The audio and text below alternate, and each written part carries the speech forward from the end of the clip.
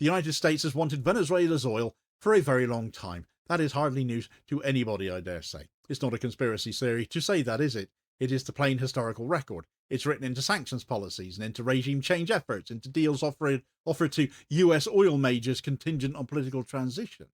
Venezuela sits on more proved oil reserves than any other nation on earth, and that fact shapes everything about how it gets treated. So when Maduro tells the global oil producers that the US is using drug war language to disguise an attempt to control those reserves, he's not introducing a radical narrative. He's taking the subtext and making it very much the text. Because OPEC exists to defend member states from exactly this kind of external pressure, because its political identity is built on the idea that oil producers should control their own resources, heaven forbid, Maduro has hit a fault line that runs through the entire global energy system here.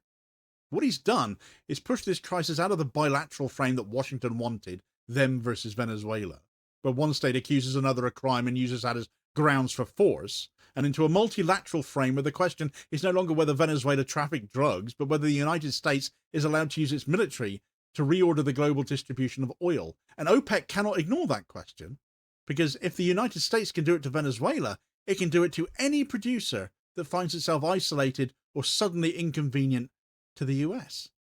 So when Maduro writes to OPEC and says this is an attack on global energy stability, he's telling the rest of the oil-producing world that the mechanism that protects them, the collective leverage that sets supply levels and maintains their relevance, is what is really being threatened now. And OPEC knows it. They know that if the US gets access to Venezuela's reserves under a government they favour, the need for OPEC discipline completely evaporates. They know what it means when the world's largest producer also controls the world's largest reserves.